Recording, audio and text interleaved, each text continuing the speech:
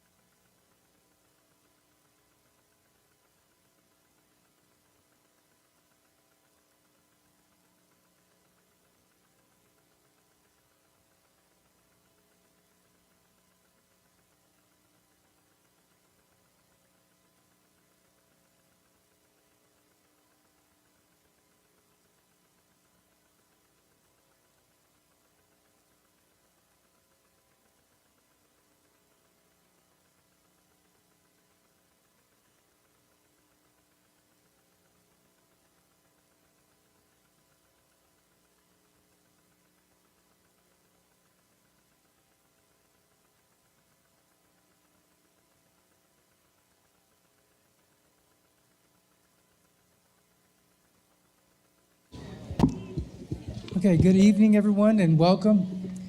We hope all our meetings are this packed, but it's a special occasion tonight. I want to welcome each and every one of you. Thank you for being here. Mr. Secretary, would you call roll for us? Yes, sir. Mrs. Luna Chavez, Present. Mr. Almaraz, Here. Mr. Oberfeld, Present. Mr. Mesa, Here. Mrs. Webb, Present. Mrs. Haynes. Here. Sir, you have a quorum. Thank you so much. Let the records show that we do have a quorum of board members and that this meeting has been duly called in accordance with the Texas Open Meetings Act, Texas Government Code, Chapter 551. This is the Board of Trustees, again, the regular meeting, today being Monday, March 24th, 2025. We'll have opening ceremonies first with a moment of silence for personal reflection, followed by the Pledge of Allegiance. Please stand.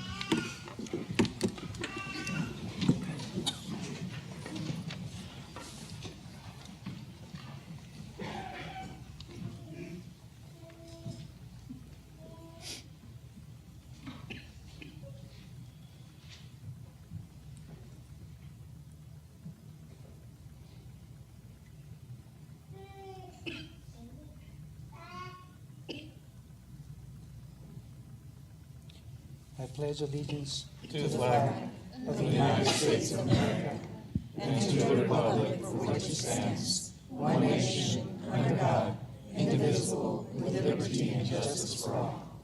Thank you very much.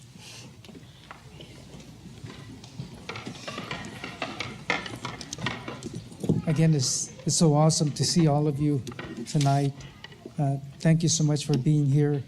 And we have a special night tonight recognizing some individuals. And I know Dr. Rios had an earlier group, which is so vital and important to the support of our organizations and our students, and that's the businesses that support the many programs that we have throughout the district.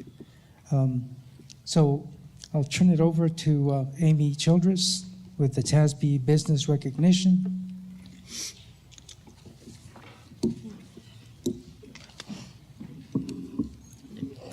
Good evening, President Mesa, Dr. Rios, and members of the board. Businesses Standing Up for Public Schools is an annual recognition program established by the Texas Association of School Boards to celebrate the important support provided in local communities, express appreciation to those who stand up for schools, and encourage more businesses to participate in this sort of community service. The support of local businesses and other community organizations is vitally important to our district. These collaborative efforts yield creative, exciting opportunities for students as they advance their learning.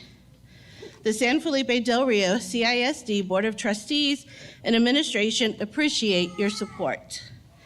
As I call your business or organization, please come on stage to receive your certificate of appreciation. Amistad Funeral Home.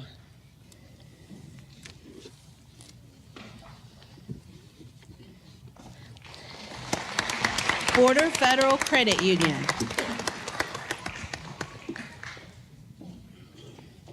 Cadena Family Practice.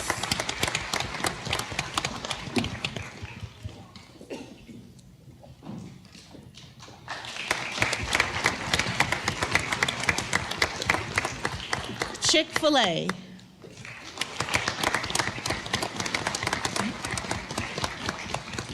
Community Angels.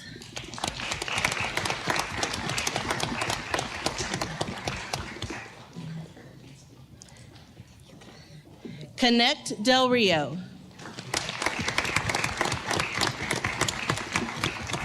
DLP Services.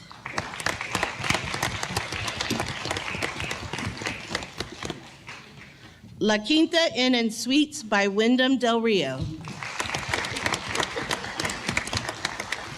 Laughlin Air Force Base. McCoy's Building Supply. McDonald's. Money Concepts. San Felipe Lions.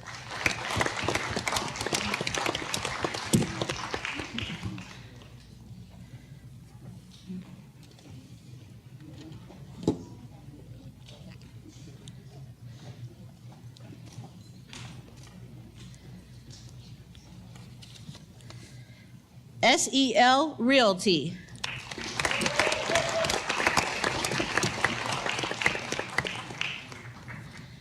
South Texas Taekwondo Academy.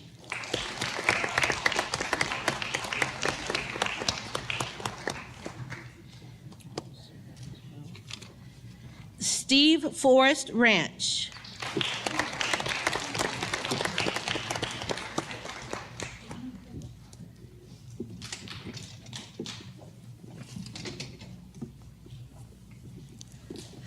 Style Nails by Jesse.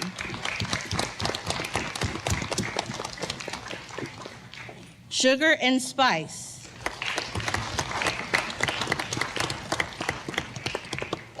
Sunset Memorial Oaks.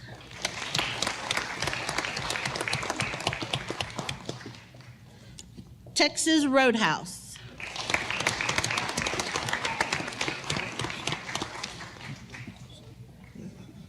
Walmart.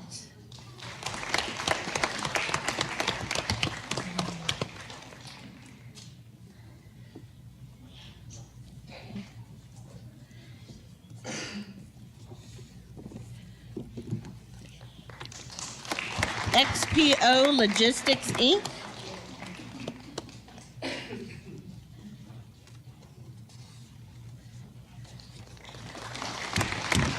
And Zales.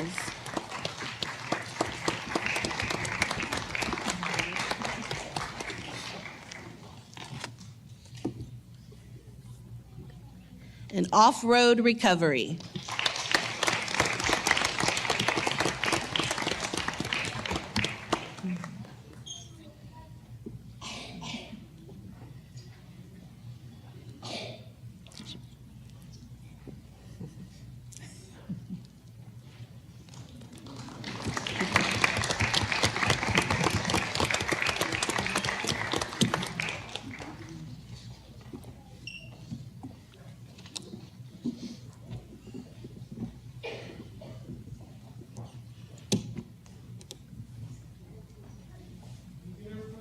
You can't see the lady from the back.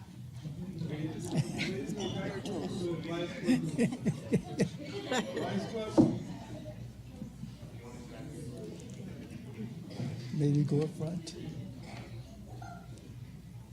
Okay, ready? Look up here. Okay, ready? 1, 2, 3. 1, 2, 3. Okay.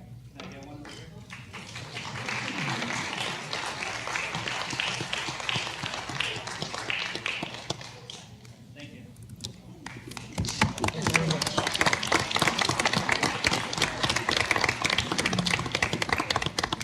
Thank you so much. Thank you. Thank you. Thank you. Thank y'all. Thank you so much. Thank you, sir. Thank y'all. Appreciate it. Thank you. Thank you. Good to see you. Thank y'all. Good to see you, sir. Thank you. I've seen you in a while. Thank Good you. to see you. Thank you so much. Thank you. Thank you. Thank you. Thank y'all. Thank y'all. Thank you, ma'am. Thank you, sir. Good. How are you doing? Thank y'all. Good to see you. Thank you.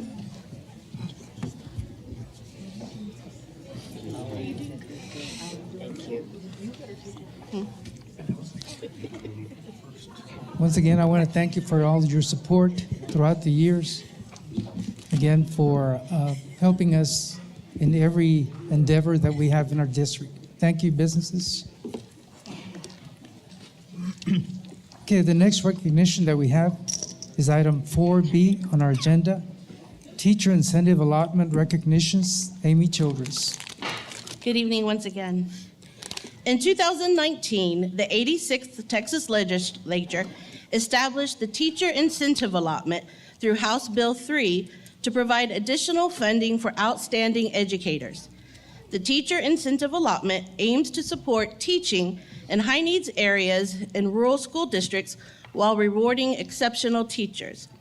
The designation system is based on locally developed criteria that considers teacher evaluation and student growth outcomes. Teachers can achieve one of 3 designation levels: recognized, exemplary, or master.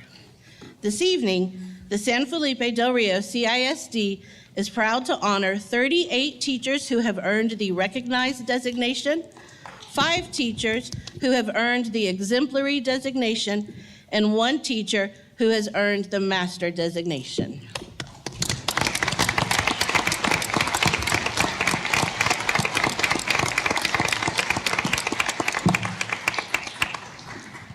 At this time, I will call up those who have been designated at the recognized level teacher.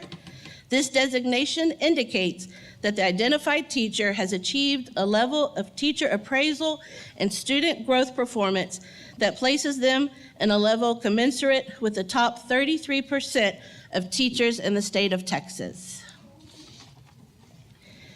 Dana Baivalle.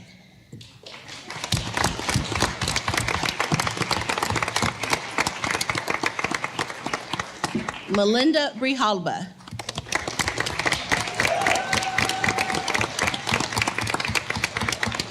Gabriela Calderon.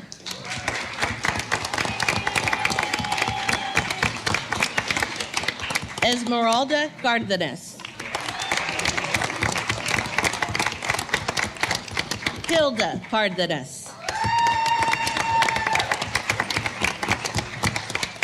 Marlene Chavez. Melva Cortez.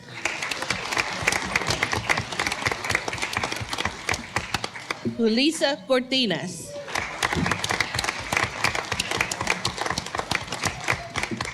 Melinda Escanuela.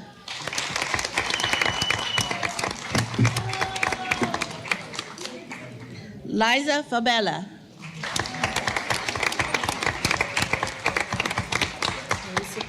Sarah Fernandez.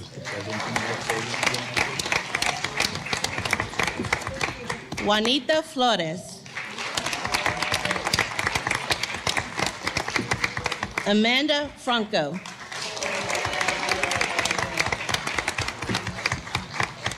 Carolina Gallardo. Augustina Garza. Alida Garza.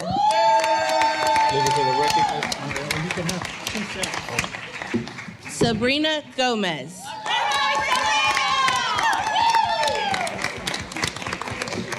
Alice Lopez. Catherine Martinez. Sarah Martinez. Adrian Ochoa. Guadalupe Ortiz. Lisa Ortiz. Melva Perez.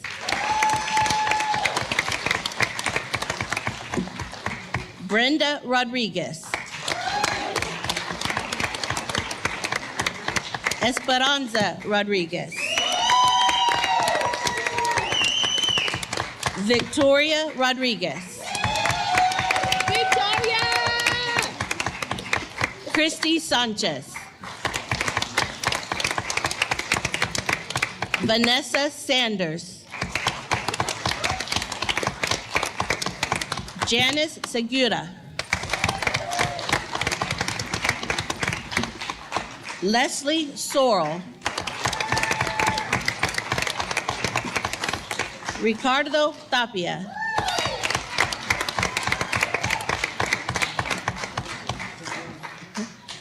Alejandra Torres.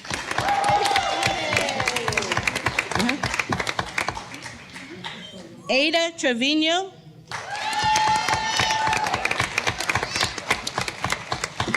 Kelly Weatherly.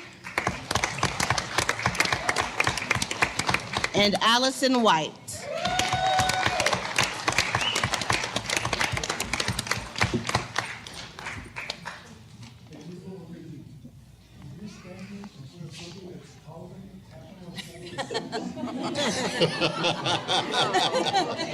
That's you.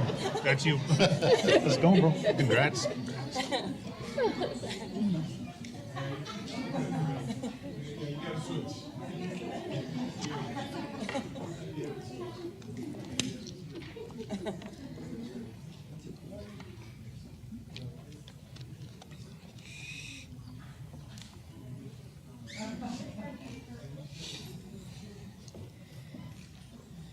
You want us to move up or move back? Move up a little bit. Perfect. Can you pass it? This takes us down this way.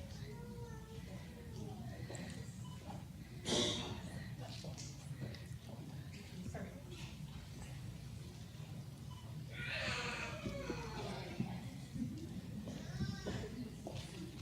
All right, Sabrina. Woo! Okay, ready? 1, 2, hold on. 1, 2, 3. Hold. 1, 2, 3. Awesome. Thank you.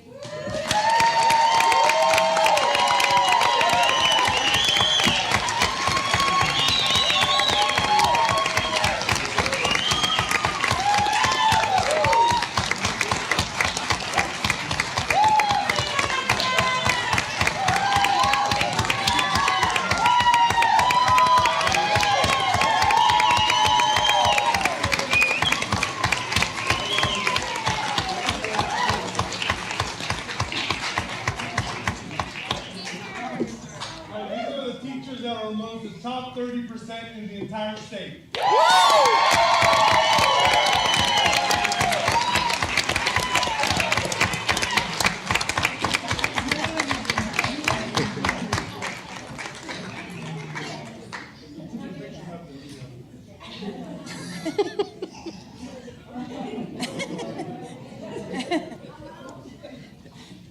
Congratulations.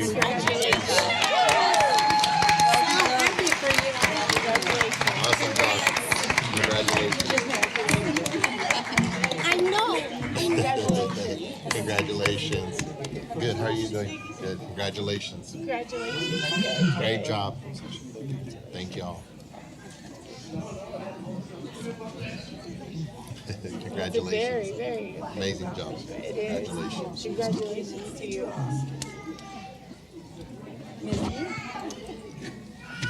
Anytime. Congratulations. Congratulations. Hey, this should have happened 31 years ago.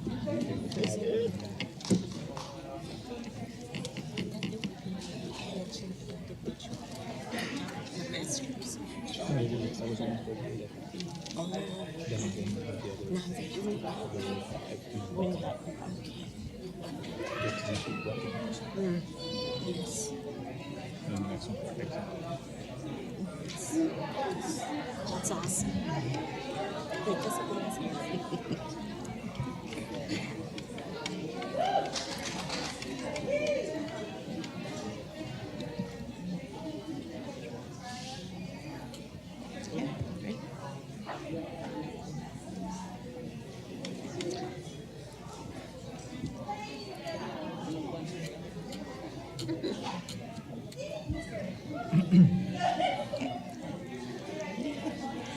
At this time, I will call up those who have been designated as the exemplary level teacher. This designation indicates that the identified teacher has achieved a level of teacher appraisal and student growth performance that places them in a level commensurate with the top 20% of teachers in the state of Texas. Lauren Gardenas.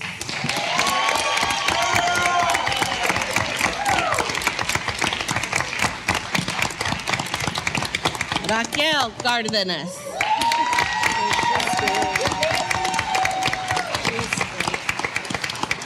Nicolasa Delgado. Congratulations. And Lynette White.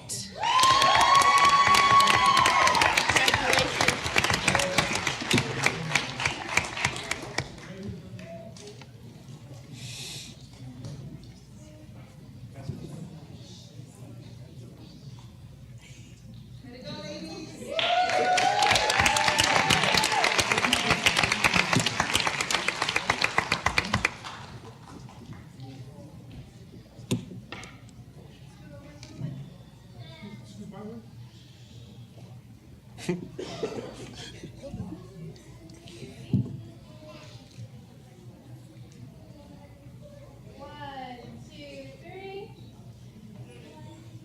Hold. One, two, three. Awesome, thank you.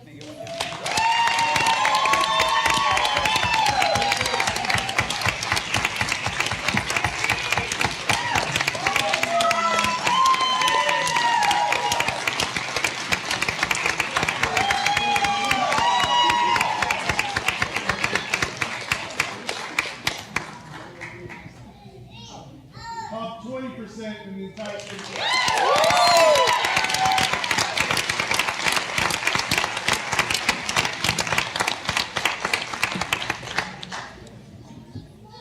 Congratulations. Congratulations. Congratulations. Great job. Congratulations. Good to see you.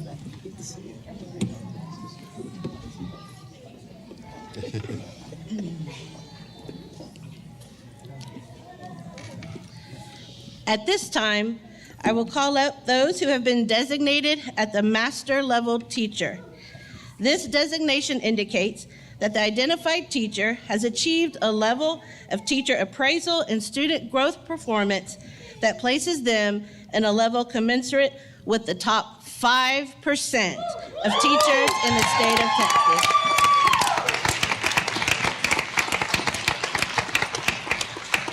Miss Brenda Campos.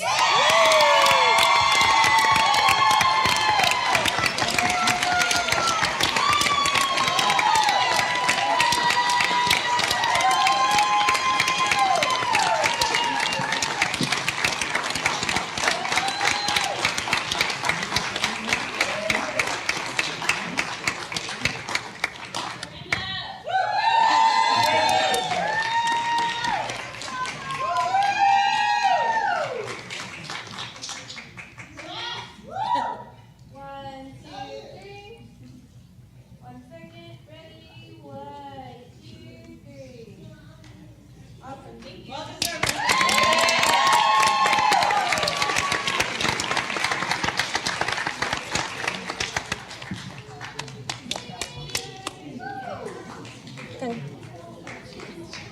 Brenda Campbell is the single teacher, top 5% of the state.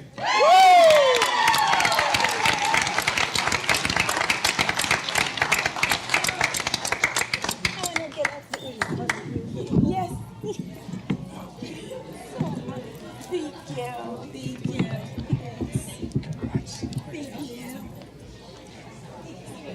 Thank you. Thank you. Congratulations.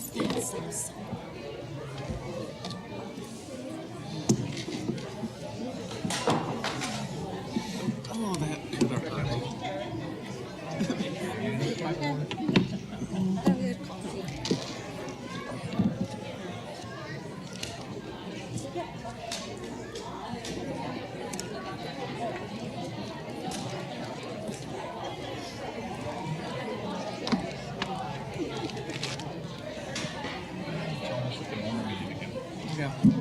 Get everybody else. Give them like 5 minutes.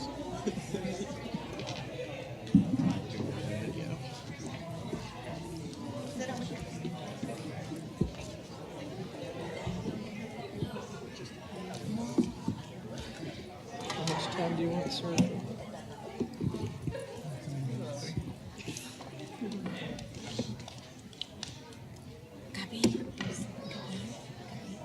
Again, we want to congratulate all the teachers. Finally, again, after working for about 5 years, the district has placed together the teacher incentive allotment. And so they will be getting their reward for being such awesome teachers throughout the district. Again, thank you, teachers. Thank you, families and support, for being here with them this special night. Okay, the next item we have on our agenda is citizens' comments. We have one person that has signed up, Lauren Cardenas. She will be speaking to policy EIC local, which is academic achievement class ranking. Welcome. And again, we'll have 3 minutes, okay? If you could, 3 minutes or 5? we'll say 5, if you only, Okay, you're 'cause- the only one that signed up. Thank you. Before you start, can we let them clear the doors that way? Yes, there's not so we can background? hear.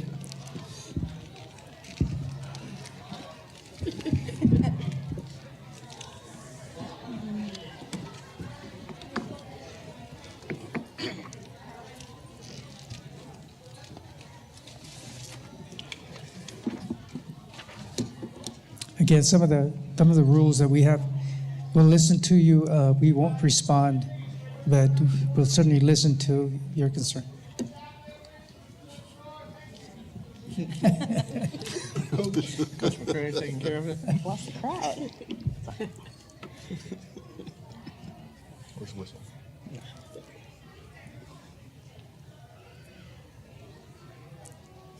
Please close the door.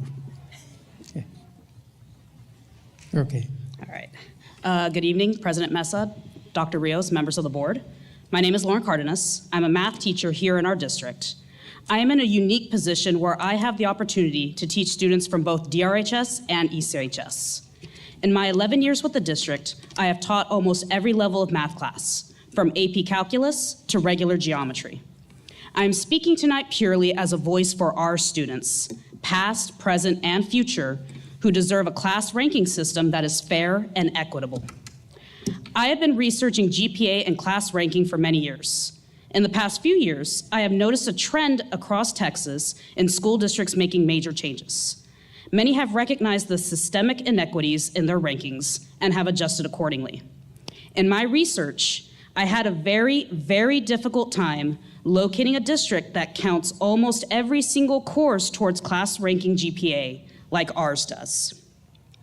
College admissions continue to get more competitive. For example, did you know that the University of Texas at Austin will only be auto-admitting the top 5% of graduating classes next year? That's right. 15 years ago, when I was in high school, the top 60 students at DRHS were auto-admitted. Starting next year, only the top 25 DRHS students and the top 5 ECHS students will be auto-admitted to UT. We need to think critically about what that difference between number 25 and number 26 will look like. Our very top graduates would be the first to admit the lengths they have had to go through to maintain their ranking. To them, excelling in the classroom was never going to be enough. They had to load their schedules with GPA boosters, giving up on CTE pathways and extracurriculars that they were passionate about. They will also admit the toll on their mental health GPA chasing has caused. Restricting class rank GPA to only use core area classes would give our students greater freedom in pursuing their interests while making a stronger college application. Believe it or not, most competitive universities do not consider high school GPA in admissions. Many universities in Texas say they value students who have taken a rigorous academic path and completed challenging courses on the AP level. Stanford encourages applicants to achieve at a high level across the core area subjects, and Harvard states that there is no single academic path we expect all students to follow, but the strongest applicants take the most rigorous secondary school curricula available to them. As we move forward, we want a system to encourage students to forge their own path. If a student is interested in culinary arts, let them pursue the culinary pathway. If a student wants to go into business, then they absolutely should pursue the business pathway. If they want to excel in band, in orchestra, in bells, encourage them to continue taking those courses. And all of these students would still have the opportunity to be ranked at the top of the class. Why? because they would not be concerned about those courses bringing down their GPA. It is impossible to compare health sciences to fine arts, computer science to the trades. The core areas provide a level playing field. If a student comes to their counselor, their teacher, their principal, and asks, how can I improve my GPA? Guess what we would be able to tell them? Get good grades. No more of take this class or change to this pathway. Prove it in the classroom. The proposed class ranking changes may not be perfect, but we cannot let perfection be the enemy of progress. There are still many issues to be addressed, and I have every confidence the district will do what is right. Issues such as a lack of drop deadlines or no published academic guide for parents explaining courses and their respective GPA weights, or students being unaware of the effects of middle school courses on high school GPA, or the fact we have students currently earning college credit through the University of Texas and not getting the GPA boost they deserve. I have witnessed high academic achieving students fall in rankings because they did not have the insider knowledge on boosting their GPA. It's definitely not fair, and it is absolutely not right. And we as educators need to do what is right. We should ask ourselves, what does class rank intend to measure? If we truly want to reflect academic excellence, we must ensure it rewards students who take on the most challenging coursework in core academic areas. If you have any questions, you can find me at DRHS room 804 or at the robotics lab. Thank you. Thank you.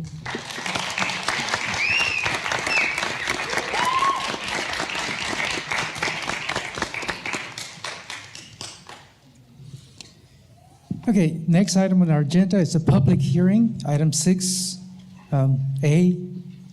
And the public hearing is the 2023-2024 Texas Academic Performance Report, also known as TAPER. Jane Villarreal will present the TAPER report.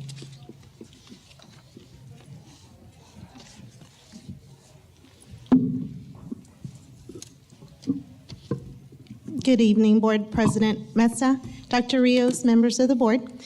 Tonight I will be presenting our TAPER report in this public hearing. Texas Education Code Section 39.306 requires us to hold a public hearing to discuss the TAPER report, the Texas Academic Performance Report. Once we present this tonight, within 2 weeks following tonight's meeting, we will post this report at our district website, all campuses in our district, and then of course here at our central office.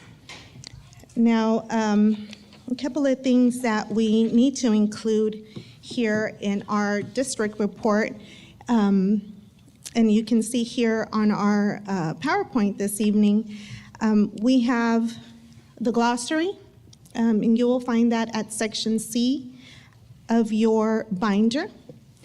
Section F will be the bulk of our report tonight. So that will include the district accreditation status. It'll include our TAPER report for the district. Also special education determination status, progress towards meeting our board adopted House Bill 3 goals, our PEAMS financial standard report, and then our campus performance objectives will be discussed this evening. Now, you'll see that most of the reports will be in Section F. However, Sections G through T do include each campus's reports. Those specific reports will be their campus TAPER, their accountability summary, campus comparison groups, financial actual report, and their their school report card. The other sections that we'll be discussing tonight will be Section W, and that will be a report on violent or criminal incidents. And then Section Z, student performance in post-secondary institutions.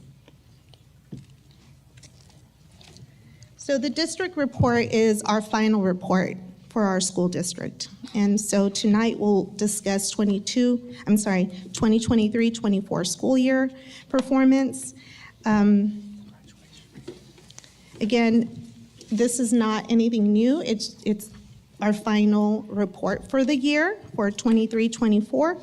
And of course, when we do publish it out to the public, it needs to be in the same format as the way TEA has provided, the same format. And you can find the TAPER report at TEA's website. That is a public report. And then again, like I mentioned, within 2 weeks, we will make sure it's published on our district website. Okay. The TAPER report does not have any A through F ratings or any distinction designations. Okay, Section C does include the glossary. So Section C has terminology that is included in the TAPER report, so definitions, methodologies, sources, and there is also a Spanish version available.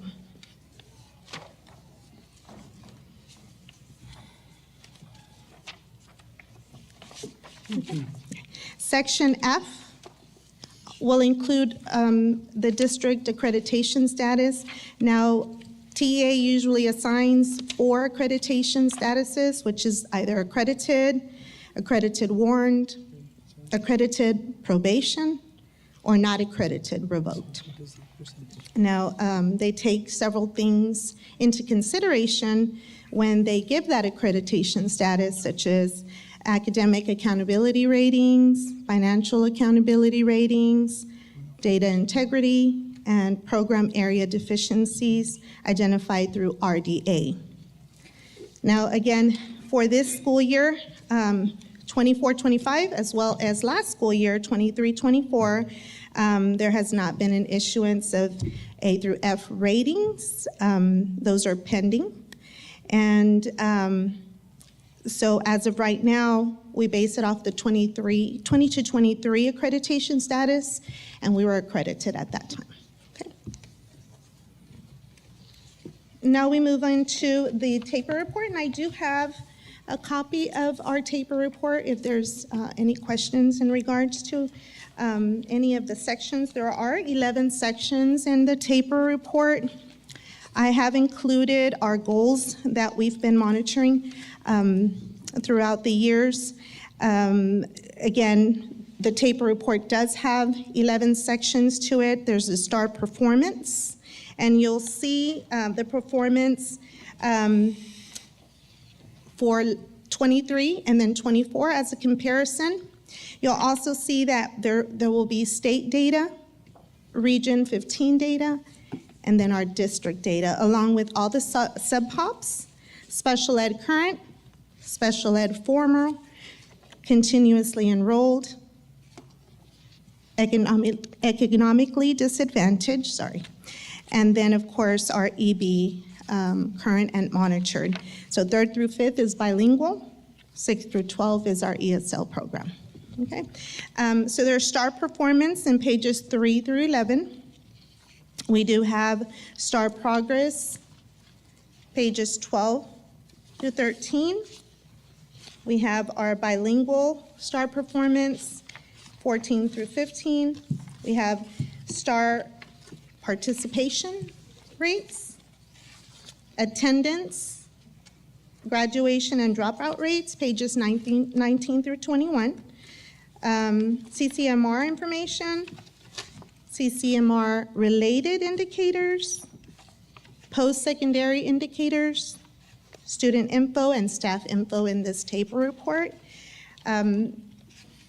Again, I'm only going to include TAPER reading. We went over our goals, and this is where we're at right now in increase. Our goal was to increase from 31 to 62 by August 2025. So for grade 3, our target is a 62 by 25. And for our TAPER report this year, the 24, it was 41%. The next slide shows 3rd grade math. Again, our strategic goal that we set was an increase from 32 to 61 by August 25. And you'll see our target is a 61, and our actual is a 32%. Again, this is at the meets level. So there's 3, right? There's approaches, well, there's actually 4. Did not approach, approaches, meets, and masters. So this is calculated at the meets level. CCMR, our goal is to move from 74 to 92 by August 2025. Our target is a 92, and our 2024 performance was an 82.9. Our graduation rate, you'll see a comparison for district, region, and state. There's a 4-year longitudinal rate for the class of 23, a 5-year for a class of 2022, and the 6-year for class of 2021. The district was at a 91.9 for class of 23, and you'll see the comparison to region and state. 2022, class of 2022 was at a 93.2, and class of 2021 was at a 91.5. We also need to include our special education determination status, which you will find on the cover page of the TAPER report. And so this year we met requirements, which was an improvement from last year. Again, it's on the cover page of the TAPER report. Section F will also include the progress of the district and each campus towards meeting their House Bill 3 goals. That's in early literacy as well as math. Those were the ones that we just reviewed here a bit ago. College, career, and military readiness also. Those were the goals. You'll find them in Section F. Those are the goals that we reviewed just a bit ago. Section F will also include our PEAMS financial standard reports. Again, you'll see the district under Section F, but each campus will have their own in sections G through T. Yes, sir. I'm sorry, ma'am. Can you go back to the graduation rate, please? Yes, sir. Okay.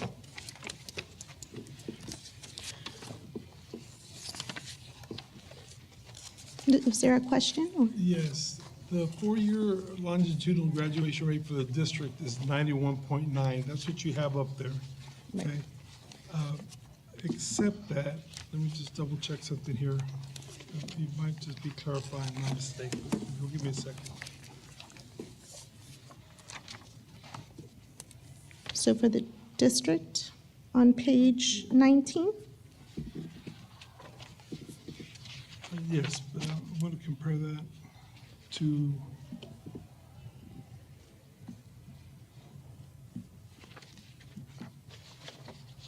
it's just that there's a couple of figures, and I just noticed it right now. I apologize for the delay, but on page, give me 1 second here.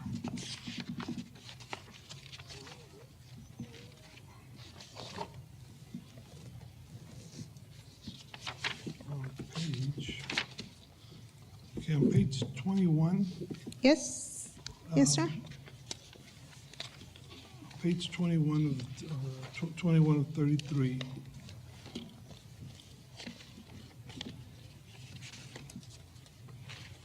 Are you there? I am. Mm-hmm. Okay.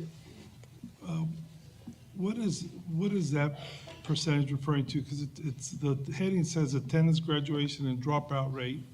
So it talks about the class of 2023, and it's the district. So I'm assuming It has a 94%.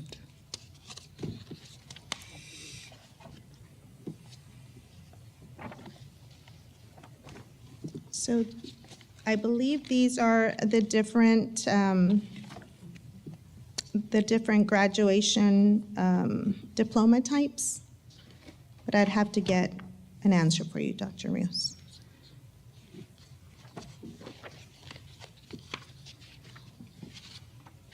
Okay, it's just, one, it shows an improvement from 90.3% to 94.7%. And it's 10 points above the state, and it's well above the region as well. So they're very favorable marks. But it's just confusing because of different headings. Mhm. Okay. I'm sorry, I just noticed that now. Okay. I can definitely double check that, Dr. Rios. Oh, yeah, sorry. Okay. Okay. Section F will also include the PEAMS financial standard reports. Again, you'll find our district report in Section F. Each of the campuses will have their actual campus report, expenditures by object, by function, and program expenditures. Of course, our district had a financial rating of an A. Our campus performance objectives are tracked by our campus improvement plans. Section 11.253 requires each campus to have a campus improvement plan. And those campus improvement plans must include performance objectives based on data analysis and campus needs assessment that's done yearly. And then throughout the year, they measure progress on those performance objectives, ensuring that they go into the campus improvement plan to check progress throughout the year. Those CIPs are posted on our district website under federal programs for our public to view. Section W also includes the report on violent and criminal incidents. The annual report must include the following, which is number, rate, and type of violent or criminal incidents that occurred on each campus, of course, protected under FERPA. Descriptions of school violence prevention and violence intervention policies, which you'll find under section, I believe it's Y, section Y. No, I'm sorry, section X. And of course, findings from evaluations, if any, conducted under the Safe and Drug-Free Schools and Communities Act. The district's report, again, is available at each campus and the district central office. And Section Z has student performance in post-secondary institutions. Section 51.403 requires post-secondary institutions to report student performance during their first enrollment after high school graduation. Of course, this needs to be included in our annual report, our annual taper report. These data are sent to us by the Texas Higher Education Coordinating Board, and the most current information is for students that graduated 22-23. These are calculated by GPAs earned while they're attending a public 4-year school or 2-year institutions of higher education for the fiscal year 2024. So again, anyone that earned those credit hours fall 23, spring 24, summer 24 as well. Again, availability of the report will be, we will post that report 2 weeks to our district website. Paper copies will be available at central office.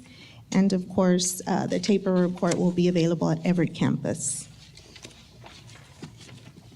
And that is it. That's all I have for tonight. Any questions? I'll turn it over to the board members. I want to make a couple of comments. It seems like third grade math, reading, it's kind of average. You get to fifth grade, they did quite well. You get to seventh grade, eighth grade, it really, it's low. But then you look at even third grade, fourth grade, fifth grade, sixth grade bilingual ESL. Compared to the region, they're low. So that's an area that, and then I make the correlation with attendance. I know we're going to discuss attendance later on, but there's a big correlation with attendance and the scores as well. Notably, Garfield has the attendance is low there compared to the other campuses. And then I look at the campus. Science is low, if I remember, 54%. And science has been an area that I've been wanting to address, having a science background, whatever resources are needed in the classroom to make sure that these scores go up, whether it's equipment, whether it's unit studies. 54 is low. Again, 7th and 8th grade, I don't know why, something really needs to be revamped. They do, in the end of course exams, they do quite well. SAT, ACT, they're right on there, right on target. Graduation rate with Blended Academy, although Blended Academy, again, their attendance is going down, but it does help out with late graduation, but they still graduate. Those are some things that really stand out. But I think, again, something needs to be done in the area of science. Again, as I mentioned, they do kind of average work, 3rd grade, 4th grade, 5th grade excel. And then they come to 6th grade, it was over the reading average. But then 7th and 8th grade, it seemed like everything just bottom down. Everything just went down. Anyone else want to make a comment? Yes, Ms. Wood. In addition to what Mr. Mesa was referring to with the science, the region on sciences is 63%, and we're 54%. But also social studies, and I know that we have addressed social studies in the past, and not only social studies, but our bilingual and ELA students. However, I know that our district, and you just saw how many teachers have excelled in what they do in the classroom. And I know that our district is also looking at highly effective instruction, and I know that your team is also working on plans to improve upon those deficiencies. It's not just that we look at the scores. If we look at ELA reading, for example, the state is at 67, the region at 63, and our district is at 53. So we're about 10% below the district. However, like I said, when you look at the end of course exam, for example, if you look at the end of course exam in U.S. history, the state is at 96, our district is at 94, and the region is at 96. But when I look at the high school, they're at 94. So we're very close at the end of course exams, but we need to look at the overall, just like Mr. Mesa alluded to. But thank you for what you're doing. And I know that the principals are also here, and they're going to be working on their CIP plan, their campus performance objectives. So that in itself, I think, will lead to us getting a better recognized status. But Yes, thank ma'am. you, Ms. Yaria. Yes, ma'am, thank I you. do have to acknowledge that there were some changes made, and so for the betterment in regard to personnel and things with some of the districts that were scoring low. The other area that I look at very carefully is the number of students at master grade level, and that's an area that we really would like to see the principals get those students to the master level Yes, sir. as well. Anyone else? Any comments from the public? Then we'll close this public hearing. Thank you. Thank you.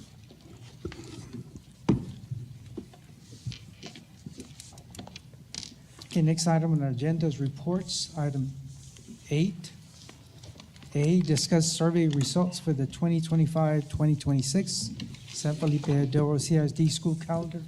Amy Childers.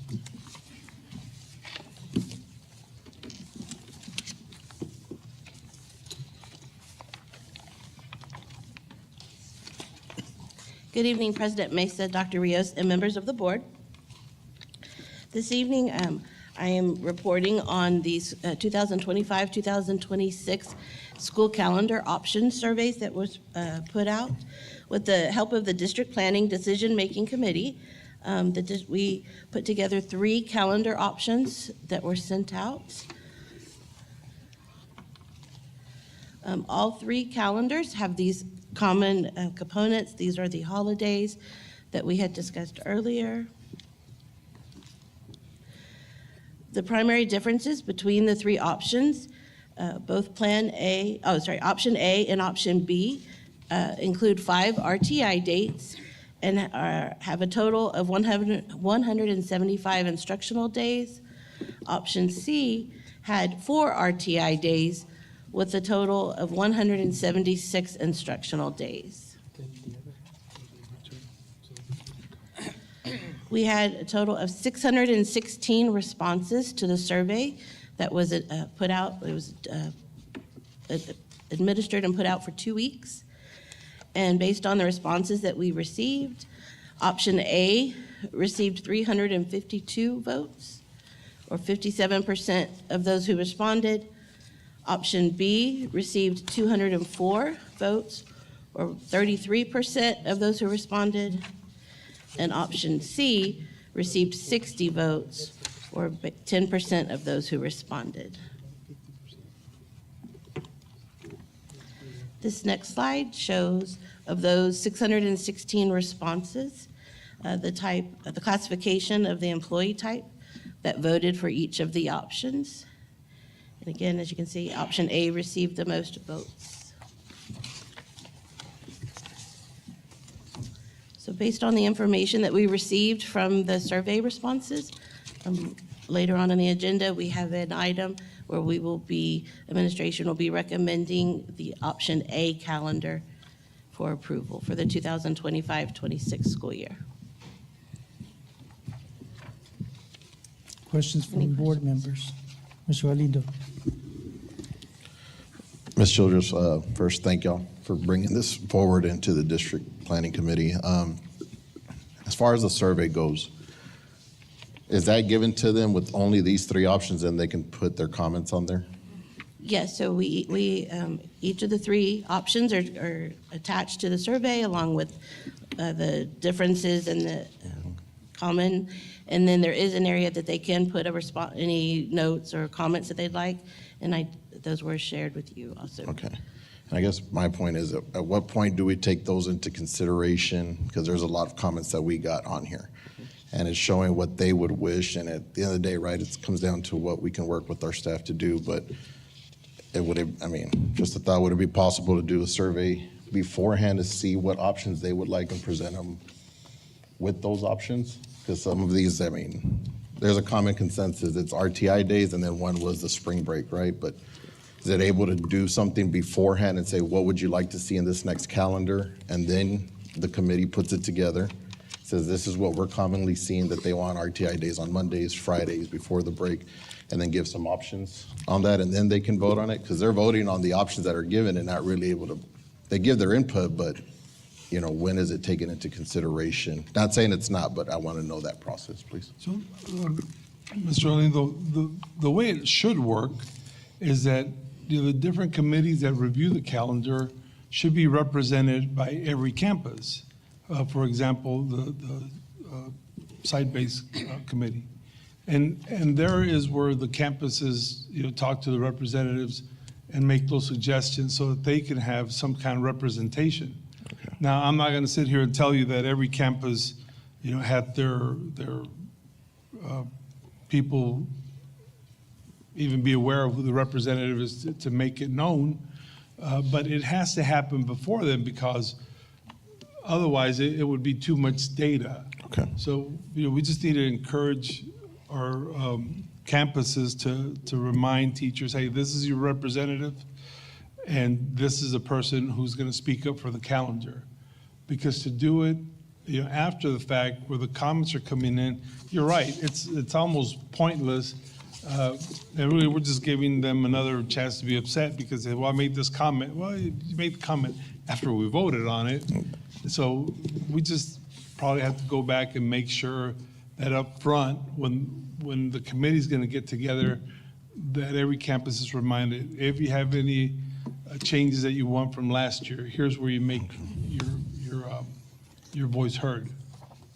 And I understand, and that's why, we see the comments and we do read them and take them into consideration and want to try to work with the staff as best. But again, like I said, it's after the fact, but we don't want anybody to think we're not looking at them and reading them. We are. That's why we want to bring it up. If there's a better way, there's always room for improvement. So is there a better way that we can make sure we're listening to our staff and adhere to what works best for them? Because, some of the comments, had information. They would prefer Mondays compared to Fridays, RTI days, or things like that. So just want to make sure they're being listened to so we can make a calendar that's feasible. I know it can't please 100%, but if we can just look at that closer as we get ready for this next year. Thank you. Thank you, Mr. Galindo. Anyone else? Yes, sir. Yeah, Mr. Overfelt.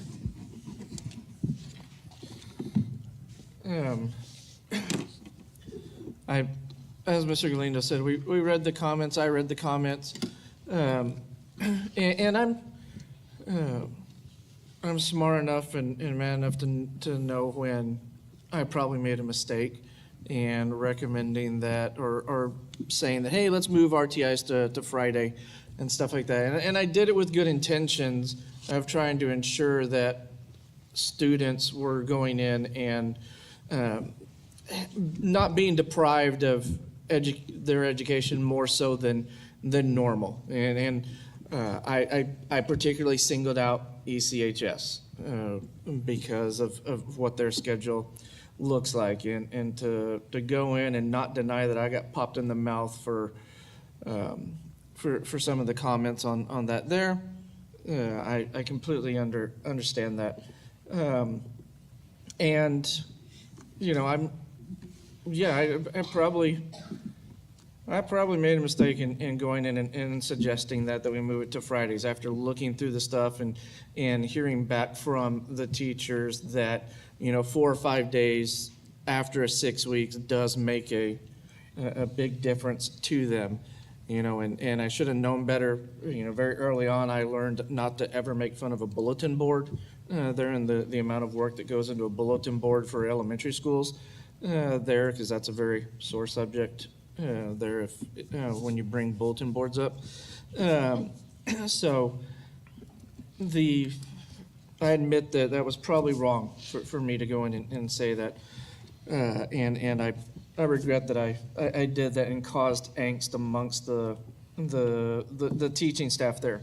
That being said, the initial survey was sent out on March 3rd, and then on March 12th, it was sent out again. A reminder was sent out again. That was one day before the kiddos were out, because the kiddos left on the 13th, and then 14th was an RTI day, I believe, or a in-service day.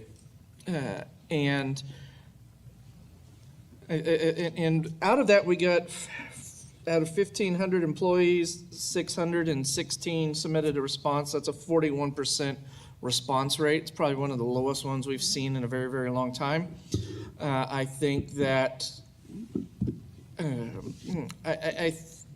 I believe we probably pushed it too late to them, because by the time we got into that week before spring break, let's face it, a lot of people are checking out, just trying to hold it together to get to that Thursday there.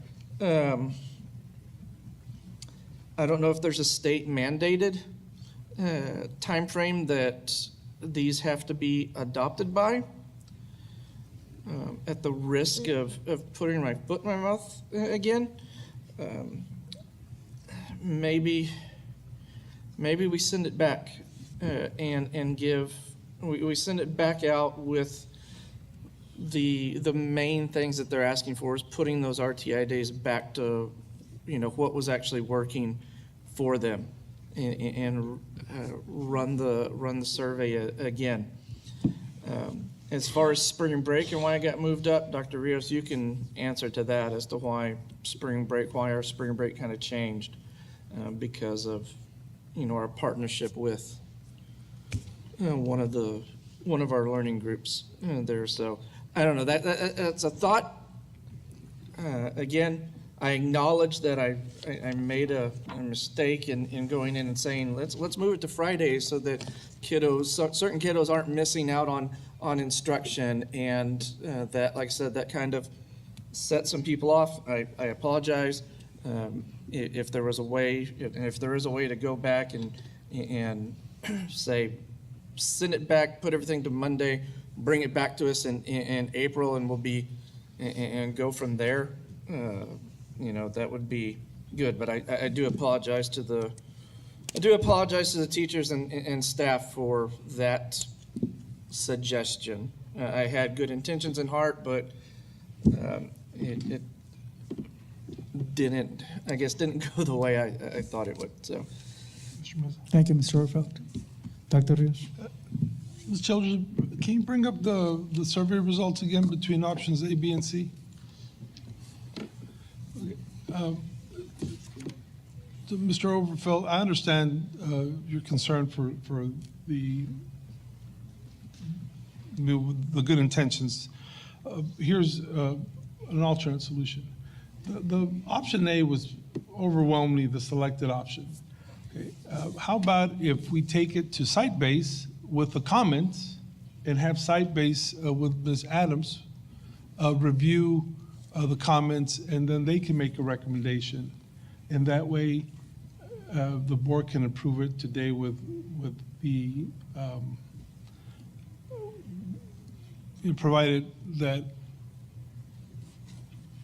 with the site-based, with the proviso provision. that there could be a change in Yes. the days that the RTIs fall on. Yes, sir. Now, the truth is that the way the budgets used to work, we needed to have the budget adopted the calendar adopted. Correct me, Ms. Childers, we do have some leeway now. Yes. So we could put the survey out again and have everybody vote on it again.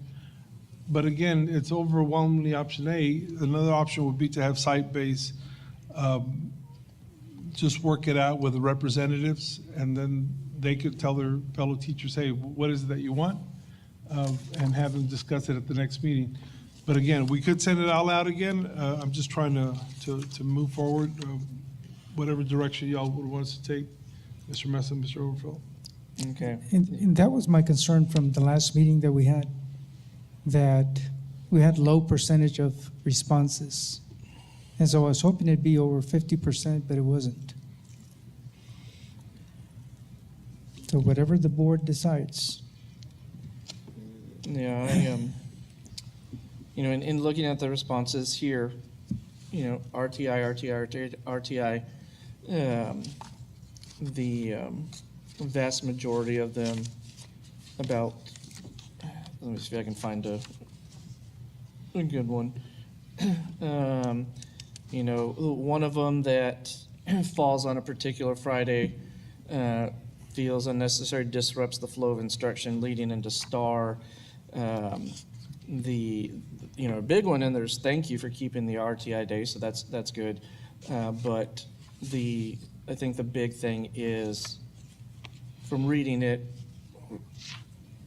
teachers would rather it be, like I said, right there at the end of the 6 weeks, so they can delve into the data and not 4 days later than what's being proposed. And then, of course, the other big one was spring break. And spring break is because? We don't want to have a different spring break than Texas State College because our kids participate on both. Makes sense. They have to coordinate between 3 districts, so it's easier if we coordinate with them versus Eagle Pass come up with one, Uvalde with one, Dehanes, everybody different. It's easier if we coordinate with them. The easiest thing would be to site-based, take it to site-based, but again, if we have time, we'll take it back to the teachers. I'm good with site-based, based on the Okay? the option A percentage there. Yes, unfortunately, we did 41 again. It's probably, like I said, right before spring break. You know, we're trying to hold it together mentally there, because I know in my classes I was trying to keep everybody on task too. If the board's cool with that, there I'm fine. Board, fine with that? Yes. Take it to site-based? Okay.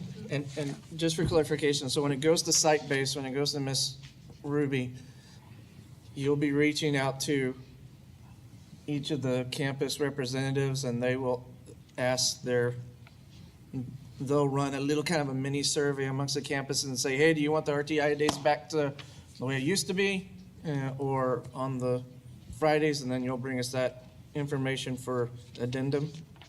Okay. Yes, okay. And of course, the options, you know, again, option A, B, or C, whatever. All right. Okay, then, Thank you. thank you so much for Right. that report. Dr. Rios? If it's okay, Mr. Mesa, can we move up item 14C just so that we can approve it right now, that it's fresh on our minds with the provision? And I'll read the recommendation.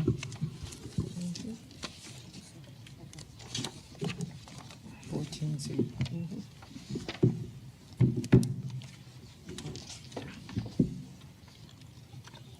Okay, are all board members okay if we move item 14C, administration? Yes. Okay, the item reads, consideration to approve the 2025-2026 school year calendar with the recommendation. Mr. Mesa, members of the board, it is a recommendation of the administration that the Board of Trustees approve option A calendar for the 25-26 school year with the provision that site-based will review teacher comments and make changes as appropriate to the RTI dates. Agrees with everyone?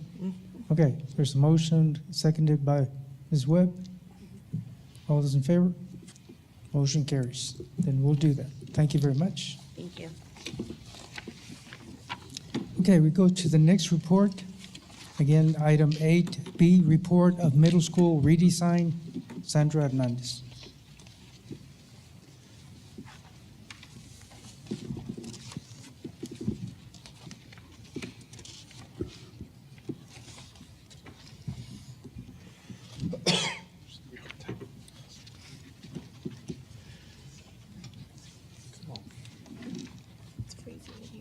Good evening, President Mesa, Dr. Rios, and members of the board.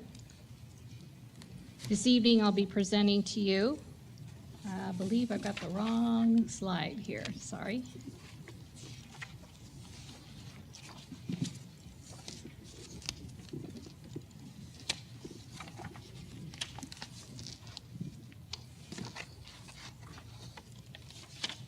Here we go, that's better. Today's presentation is to provide you with an update on our middle school redesign process. Last month, we talked about parent notification of students being rezoned from the middle school and from Garfield Elementary. Since then, as you see here, we have sent out letters. All of our letters have been received by the parents. Also, New Tech Academy has sent out acceptance letters. I believe they're still in the process of sending out acceptance letters for all of the middle school students. And this occurred during the week of March the 10th through the 14th. The Garfield rezoning letters were also delivered. We completed that process, so all of our elementary students at Garfield, attending Garfield, have received their letters notifying them of the school that they will be attending. With this process, what we've done is we've taken the rezoning map that was created by the demographer, and we have updated our school locator. And I'm going to show you our school locator. This is on our school website. It can be accessed through the A through Z area, and you'll find the school locator.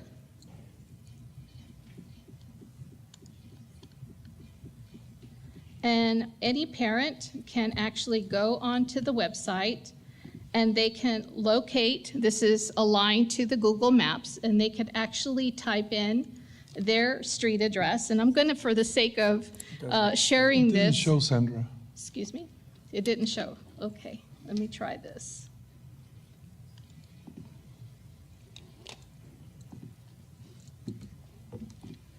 Just close it. Let me try closing.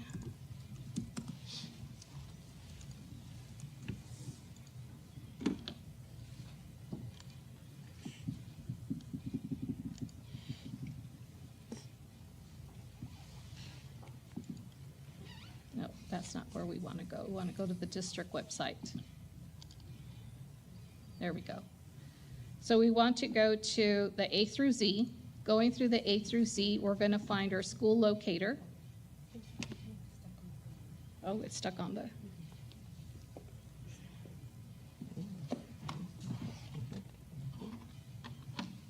Can you escape and go directly to the website? I just tried that. There we go. So here is the school locator.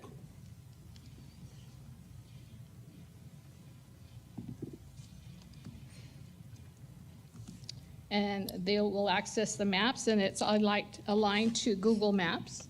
So just for the sake of sharing, I'm going to share my childhood address.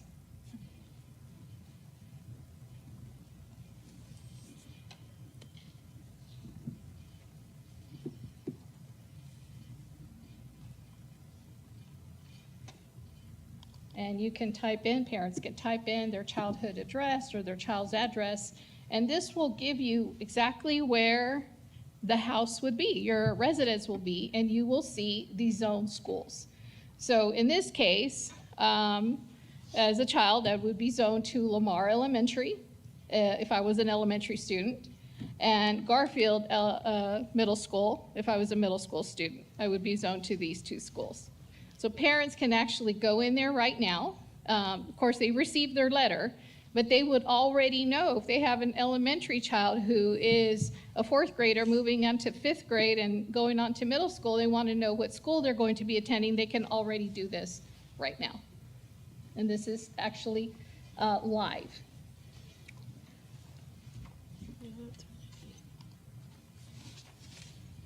Okay, so we completed that one section, so we are done with the parent notification process and the rezoning process. We've also have completed the middle school staffing process. So for middle school staffing, we looked at the student counts. Once that we determined the student counts by middle schools, we have been able to then align them with the course offerings, the sections that they're going to need, the vacancies that they're going to have, and this is where our principals have now been able to determine the teaching assignment or reassignment. So middle school staff have received their notifications and they know what their current assignment is. We are now working in the process of working with Garfield staffing. So now looking at all of our elementary principals who have received the listing of students who are going to be rezoned to their campus. They're now in the process of doing the same thing, looking at their counts and determining the staffing needs at their campuses. And they are in the process of finalizing that process. And then lastly, I want to share with you the Citizens Committee. The last Citizens Committee was able to take a tour, a spirit tour, if you will, across campuses. They have gone to Buena Vista Elementary, they have gone to San Felipe Memorial Middle School, and they have gone to freshmen. the campuses, the elementary school, Buena Vista is the oldest elementary school, and got to tour, and you'll see that they got to see just the, what the school looks like and some of the things that are in comparison to some of the other elementary schools. They got to take their notes. They got to go to the freshman campus and got to see the freshman campus is the oldest school that hasn't had renovations, extensive renovations, so they wanted to look at that. And got to see some of the needs in that campuses all the way around. And then at San Felipe, and you can see here pictures. They enjoyed that tour. They got to take a bus ride on one of our electric buses and got to see. So the next step here is, as they've written their notes, they're going to come back and they're going to prioritize a list or give us a list of some of those areas in which they think we need to consider for capital improvements moving forward. So moving on into April, as I mentioned to you earlier, we'll be finalizing those staffing plans for elementary schools due to the rezoning. And then the Citizens Committee will reconvene to review those projects that may be recommended by the Citizens Committee for us to consider in making improvements. Any questions? Board members? Mr. Almaraz? As far as Garfield staffing, I see RBE and CHE principals weren't involved in that. Are we not sending teachers from Garfield to RBE or CHE? Mr. Almaraz, we're only sending teachers to the campuses that are taking students from Garfield. If you'll notice later on in the meeting today, Tenisa Hills will have a whole lot of waivers because that enrollment keeps going up for two reasons. One, because it's just a growing part of town, and two, because of the STEM magnet. So they'll be at the same number as everybody else, but if we send kids over there, it'll be too high. And then RBB, we can't send kids on base. Yeah. Yes, that's why, sir. Okay. And when do we anticipate that the Garfield staff will know where they're going? I'm gonna have to put Ms. Childress on the line. When did we schedule the committee meeting with the principals for, Ms. Childress? We'll be sending out them to give us their estimated counts and how many teachers they're going to be needing this week. And then we'll schedule something for next week to meet with them to start the committee together to start. Mr. Almaraz, the earliest would be the third week in April. Okay. Okay. The latest would be the fourth week in April. Thank you. Anyone else? Yes, sir. Sorry. Mr. Orfeld? Just to follow up on that, since, and I'm sure we've already talked about it, for those teachers that will be being dispersed to other campuses, the district they can pack everything up and we will move it, all right, to the campuses that they're going to, so they don't have to. Mr. Overfeld, we sent out a letter to the teachers that were being reassigned, and we shared with them, A, that the district would provide boxes for them, and that we would move it for them, and then we also offered them 8 hours of extra duty pay that they could use to pack up and set their room up. Cool, thank you. Anyone else? We're done. Thank you very much. Thank you.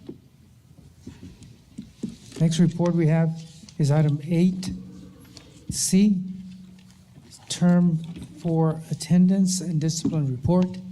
Any questions from board members regarding attendance or discipline report? It's in the packet.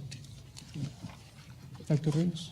Just a note, Mr. Mesa, the first and second and third term, we had seen increases. Unfortunately, during the fourth term, we had some very cold days. If you remember, we didn't do a late start, and even though we had better attendance than had we done a late start, it still affected our attendance terribly that entire week. And then there was just a whole lot of illnesses. So unfortunately, we did see a considerable drop for the fourth term when compared to last year. But hopefully, with the warmer days coming, we'll see a trend up and to the right when compared to last year. I noticed that we dropped from the 90s to the 80s. So I don't think we'll have any more freezing days. I think we're out of it. Okay, so I expect to see the next one. You just jinxed us. Principles that will be in the 90s, okay? Any questions for Lars and Date? Anyone? We're good? Okay. Then we go on to item D, facilities and construction update. Hector Chapa.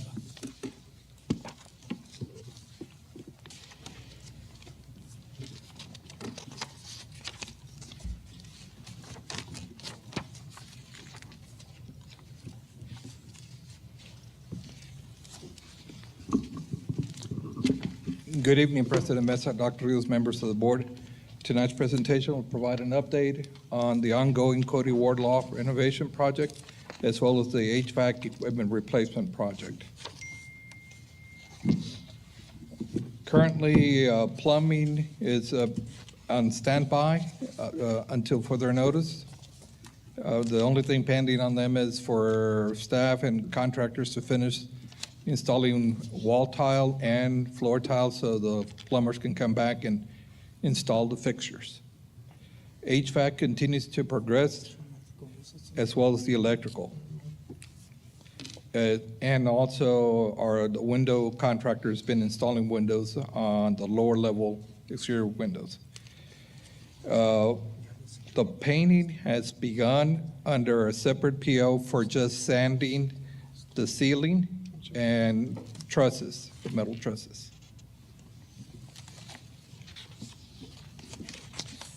This slide indicates the new windows on the east side of the building, on the lower level. The contractor proposes to start the upper level as soon as possible, as soon as he gets additional materials, and in advance of the HVAC contractor setting the equipment on the concrete pads. Staff has progress on the interior to where they're taping float. They finished the bathrooms, and they continue to the foyer. The tile is scheduled to arrive later on this week, and contractors set to start Monday setting ceramic tile, both on the floor and walls of the restrooms. On the interior, the HVAC contractor has already set the air handlers for both restrooms. And there's a picture there of the contractor that's just doing the sanding on the ceiling.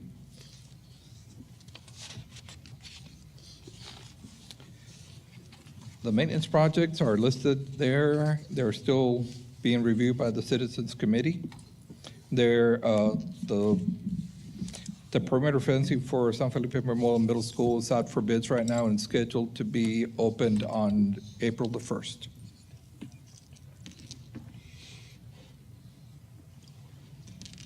Going on to the work order status of maintenance department. The past 90 days, there was a total of 924 tickets created. 91% were completed. On the 0 to 15 days, 158 tickets were created, 82% completed.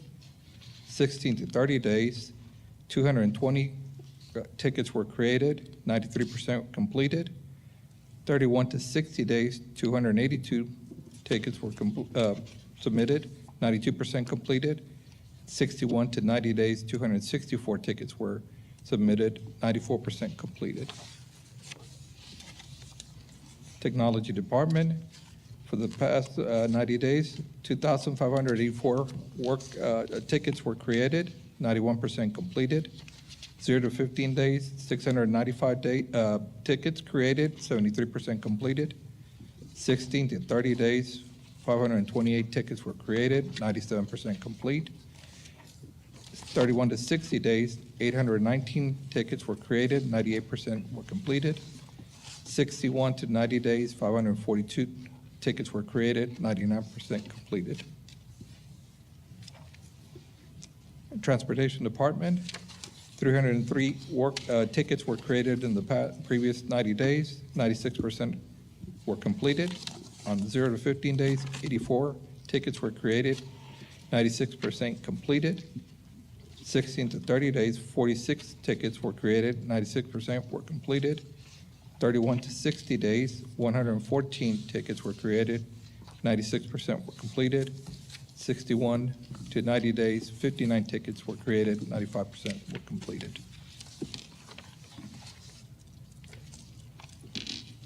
Questions?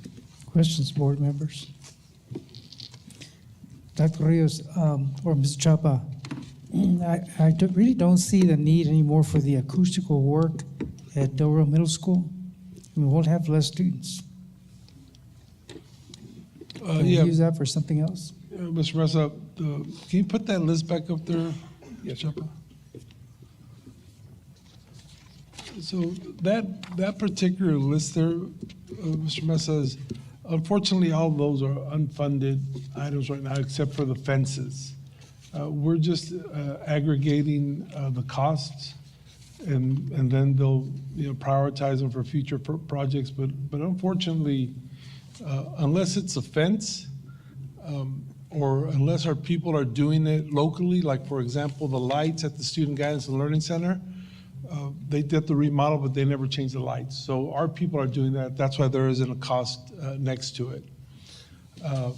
But for the rest of these, there really isn't a budget. We just want to prioritize so that we want the committee to tell us, this is what we deem the most important, second, important, third, so that if the board ever decides to use any excess funds, they can. But I don't know what to tell you. Unfortunately, none of those high-priced items would happen this year or this summer, except for possibly the work that our people are doing, like the locker rooms at Garfield, because our people will do that work. But those that have a price up there, the acoustical treatment at Del Rio Middle School, the interior refresh at Calderon, which in my opinion would be the #1 project to do, but just because we're not going to do anything with a bond with that, if there is a bond. But again, that's just not going to happen. Obviously, the HVAC needs possibly can, because we've brought that to you. But yeah, you mentioned that before, Mr. Mesa, and maybe we shouldn't even put the slide up there anymore because it's just not going to happen. So that's fine. It's been done once, but to no avail. Yeah. There was a number of students, and so we're reducing the number of students, so it should make a big difference. It'll give us, at least it'll give us a year, right, to see what effect it has. Yeah, it's fine. Although having been there, I think we know that whether it's 25 kids in the cafeteria or 500 kids in the cafeteria, it's just it was poorly designed. Oh, Okay. That's my only comment. yeah. All right. Anyone? We're done. Thank you so much. Thank you. Okay, the next item is the consent agenda. Again, one item will approve all items. One vote will approve all items on the consent agenda. There are some minutes of some meetings. There are some, again, purchases that were made under consent agenda. If there's anything that needs to be pulled out or you have a question on any of these items, now's the time to address it. Yes, Mr. Orfeld. On F2, F2. F2 for the scoreboards. Consideration to approve purchase order over $25,000 with Daktronics Incorporated in the amount not to exceed $30,603 by board. Funding source 170 committed funds for providing the scoreboards. It's Cody Wardlaw. Just out of curiosity, did we go talk to any businesses or anything like that and say, hey, how would you like to sponsor the new scoreboard and the newly remodeled Cody Wardlaw?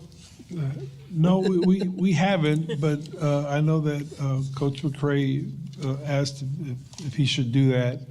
And, we'll approve it and we'll order it and we'll ask him if somebody wants to put their name on it.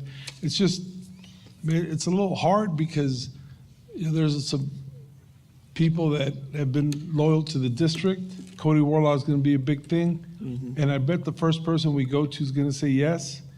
And then the other people are gonna say, well, why didn't you come to us? Because, so that's why we didn't jump on anyone, because we're just struggling with that. But if anybody's watching and they come forward, well, that's different. Just say. Let's go see Frenchie McRae at Delro High School. Will do. Awesome. So anybody listening, please consider that. Anyone else with a question? F4? F4.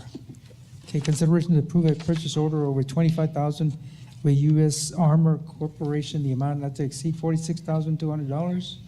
Funding source, Fund 429, rifle resistant body armor for the purchase of plate carriers with ballistic inserts for San Felipe Del Rio CISD. Welcome, Chief. Good evening, Mr. Mesa. Afternoon, evening. Chief, no, me and Mr. Almaraz were just talking about that. Is that going to be are we ordering enough for everybody who serves on our department, or is it going to kind of be rolled out in phases? I'm ordering enough for everyone. Okay, perfect. Good deal. Just wanted to make sure. Awesome. Thank you. Thank you. Yeah, just a quick comment. Thanks for working on that. I think it's long overdue, and we know the necessity for those items. So thank you for working on that and getting it done. Yes, sir. Anyone else? Thank you, sir. Anyone else with a question? If not, we'll consider the consent agenda. Motion to approve. Ms. Orfeld made a motion to approve. Mrs. Webb seconded. All those in favor? Motion carries unanimously. Go on to administration. Again, consideration to approve the first reading and final reading for CE Local Annual Operating Budget. Sandra Hernandez. Good evening once again, President Mesa, Dr. Rios, and members of the board. The policy that we're presenting on this particular policy, CE Local, is the revision to reflect the change of the operation of the district's fiscal year from September the 1st and ending August 31st to beginning July 1st and ending June 30th. And that's the current practice that we have.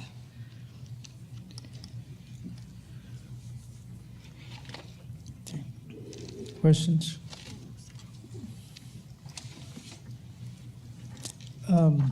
Sandra, as always, when you meet with principals and you get any requests for larger items, Dr. Rios, whatever it might be, will that be considered? Will there be sufficient funds in regard to the requests?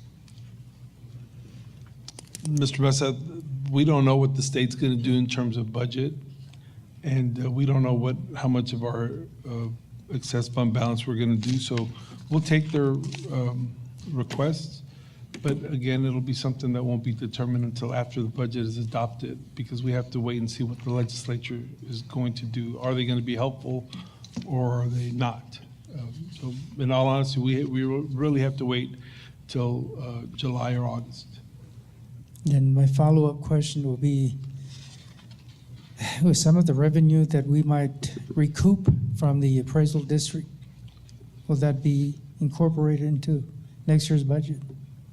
It'll be incorporated into the excess fund balance for us to determine what we have to, and we're going to start the budget process, at least the meetings next week, if the board decides to hold the first meeting next week.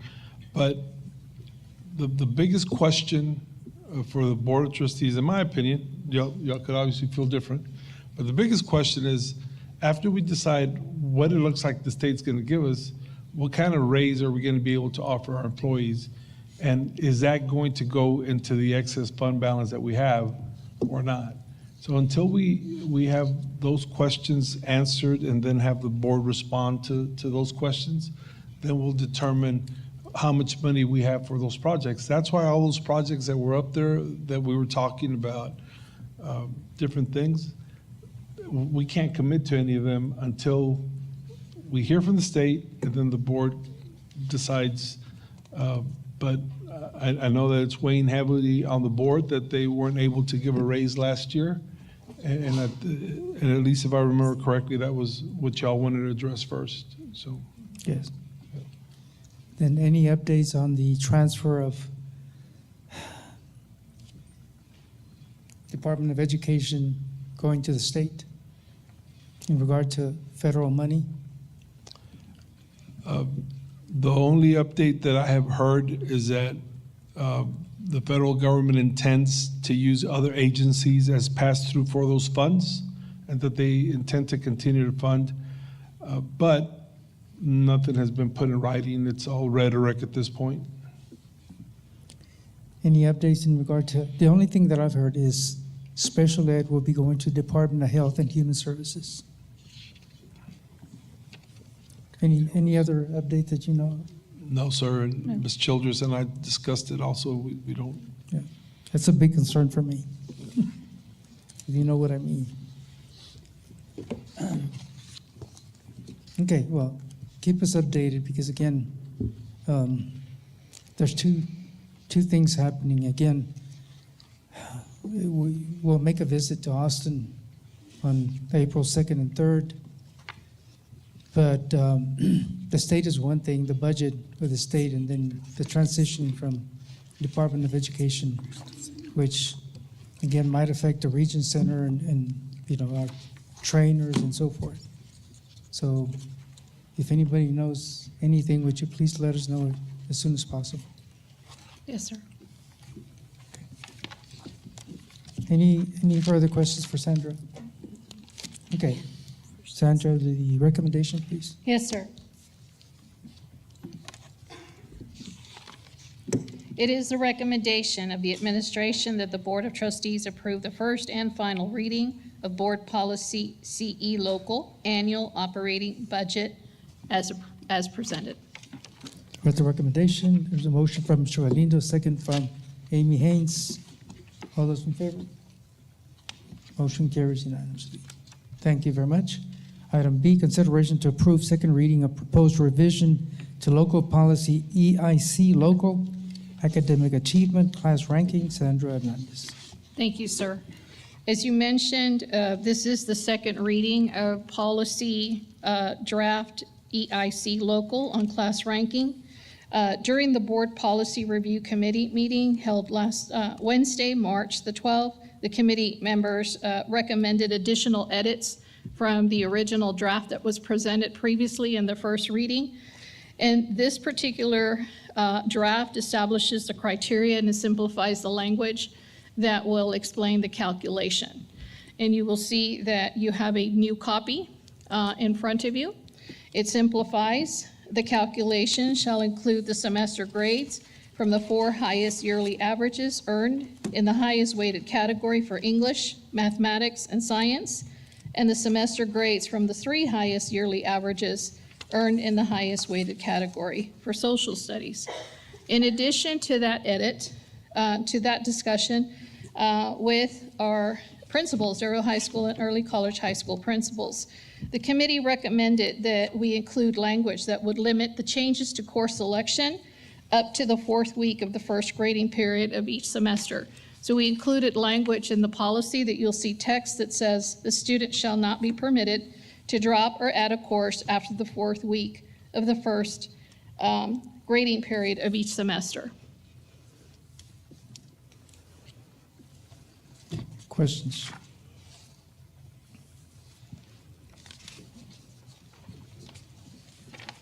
No questions, board members?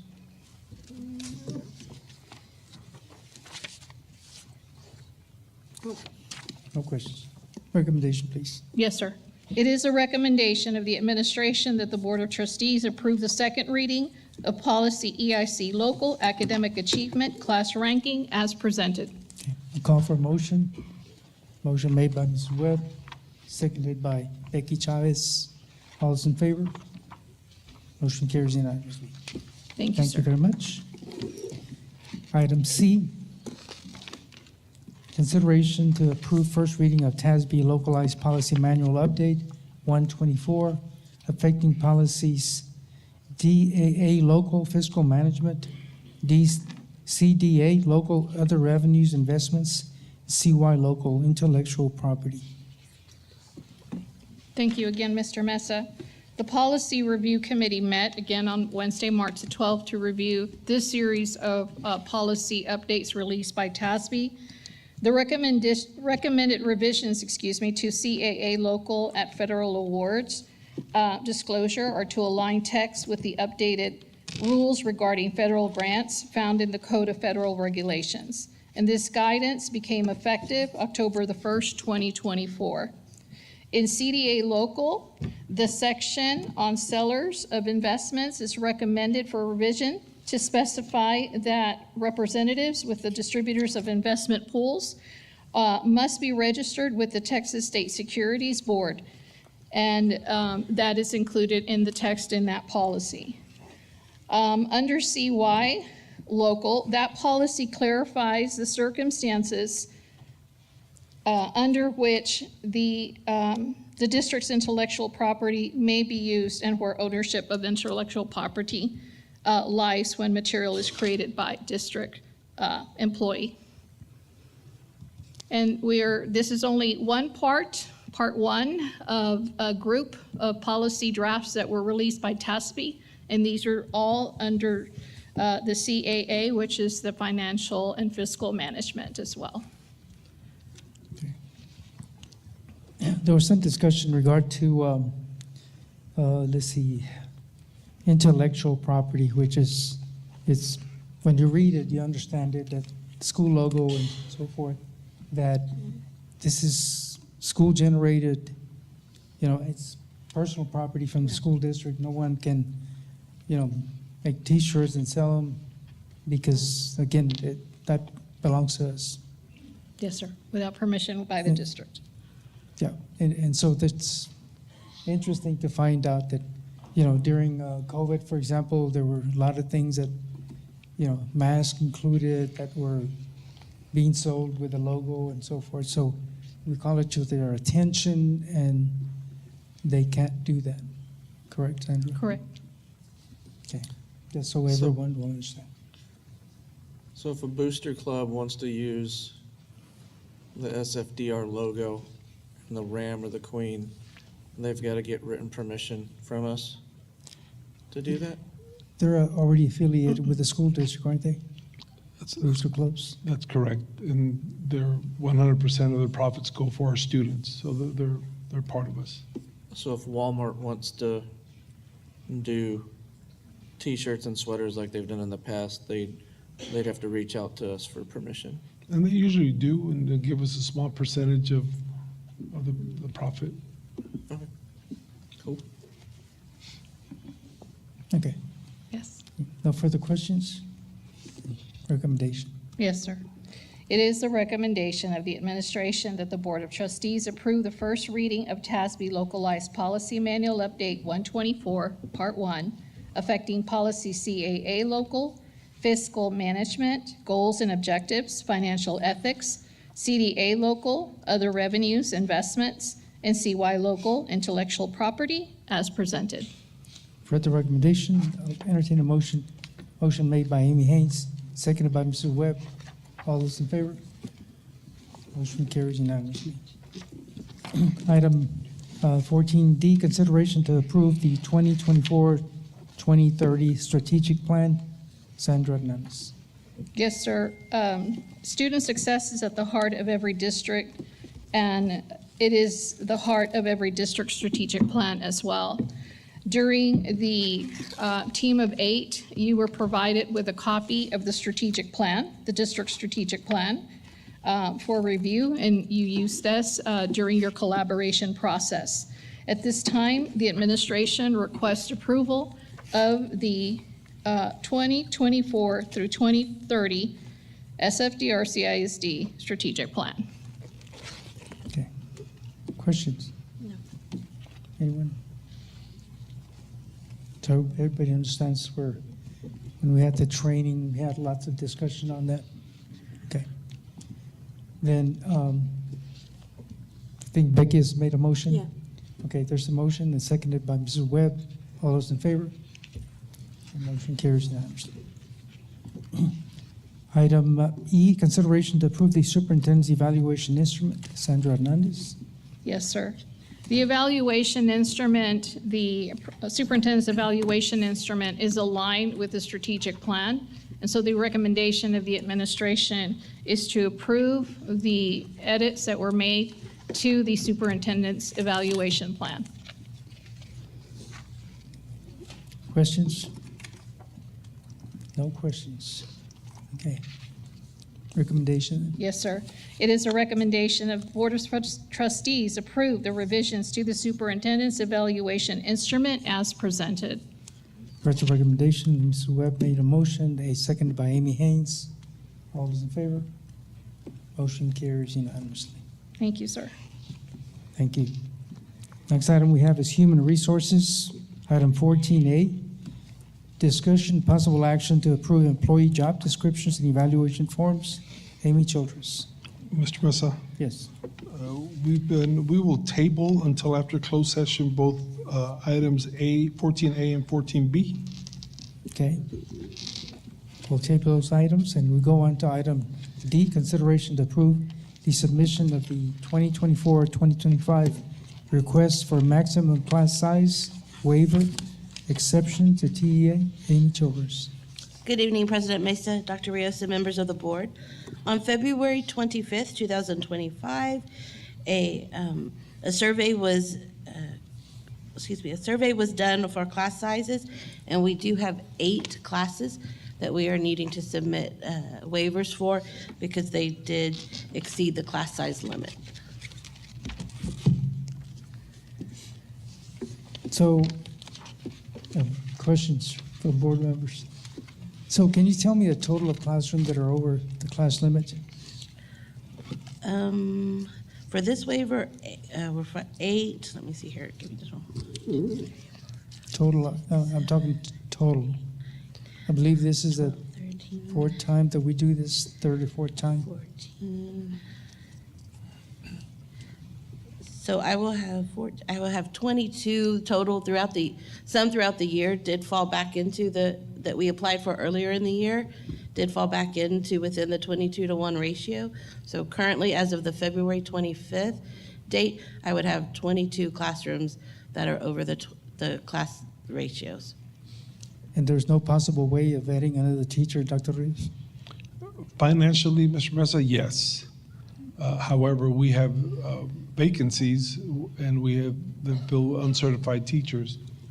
So unfortunately, we would take students from a certified teacher and move them with an uncertified teacher if we added another one. So our recommendation would be to forego that vacancy process and approve the class size waiver. Okay. I have a question. Mr. Orfeld?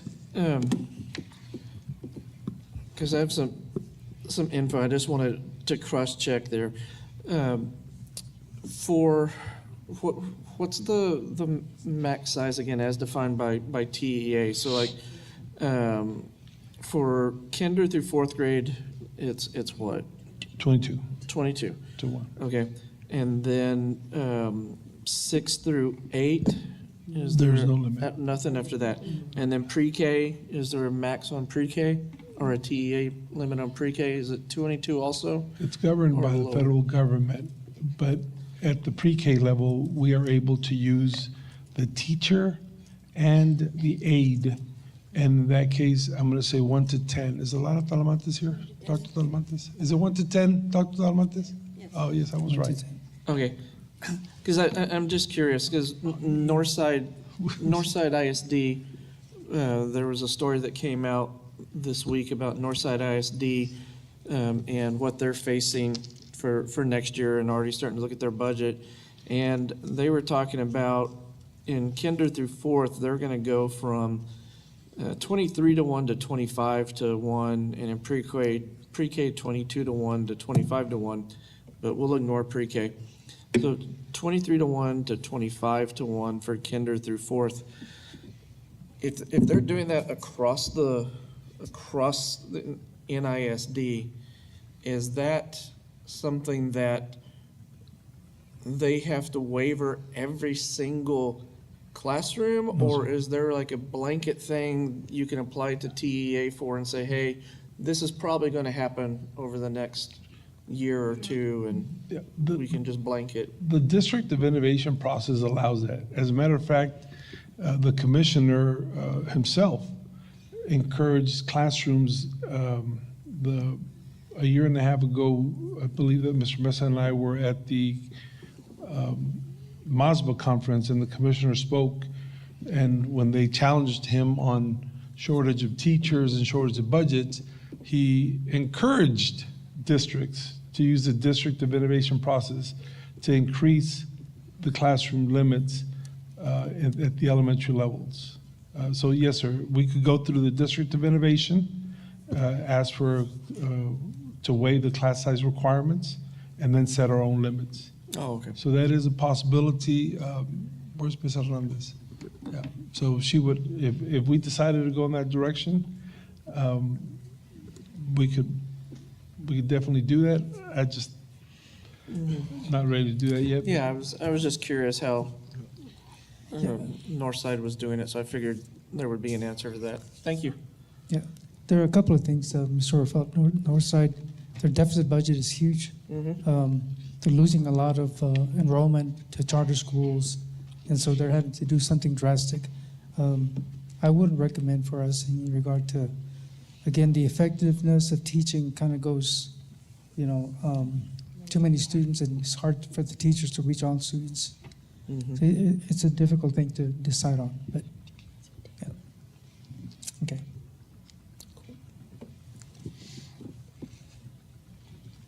Any further questions for Ms. Childress? Okay, then recommendation, please. Yes, sir. It is the recommendation of the administration that the Board of Trustees approve the submission of the 2024-2025 request for maximum class size waiver exception to TEA and compliance plan.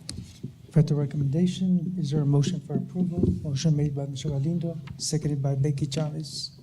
All those in favor? Motion carries unanimously. Thank you. Okay, the time is 7:57 p.m. We're going to go into closed session pursuant to 551.074 and 551.71. If any action needs to be taken, it will be taken upon reconvening into open session. We're now in closed session.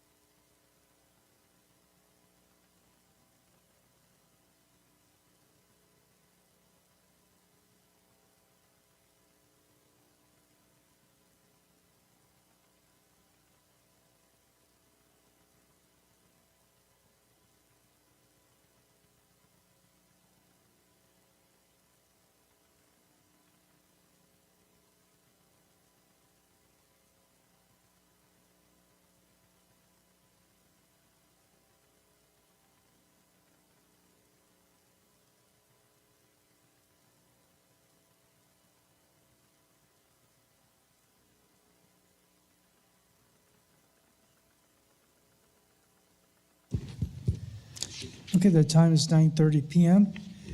We're now in open session. No action was taken in executive.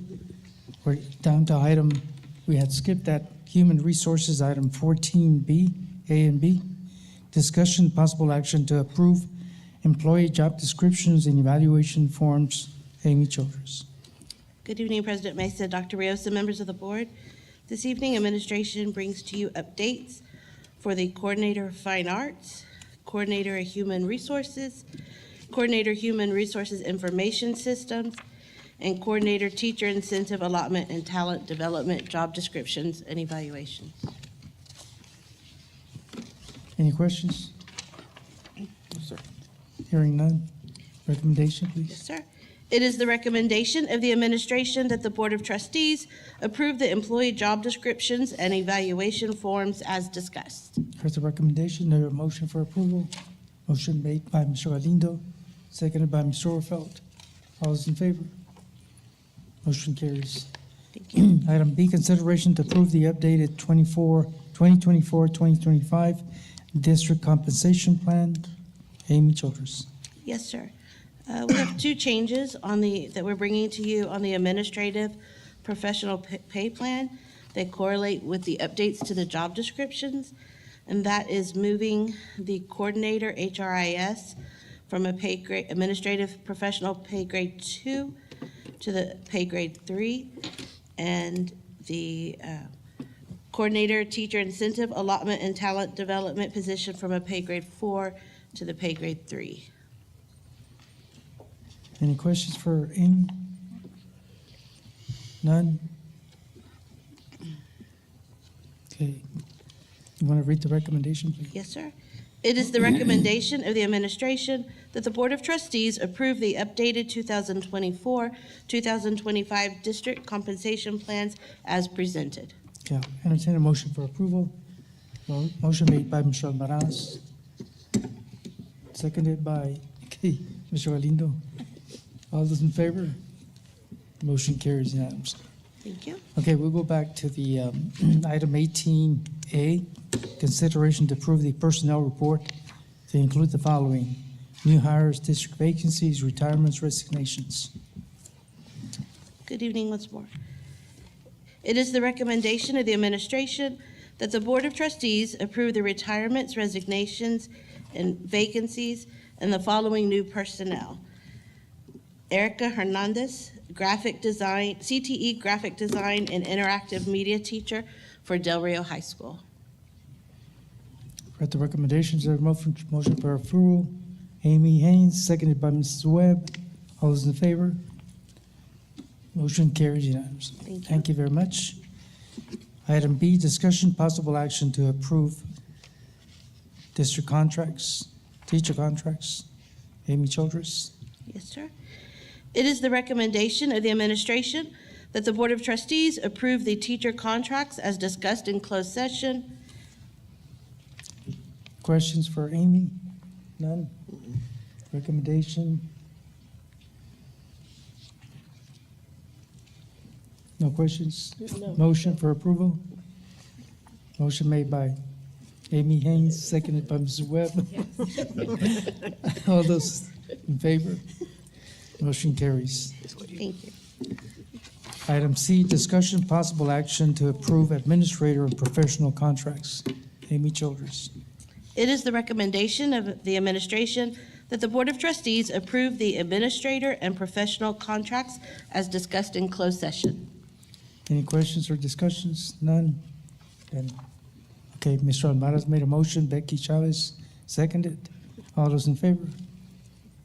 Motion carries unanimously. Thank you. Thank you. No other business on the agenda. Is there a motion for adjournment? Mr. Galindo made a motion, seconded by Amy Haynes. All those in favor? Thank you very much. We are adjourned.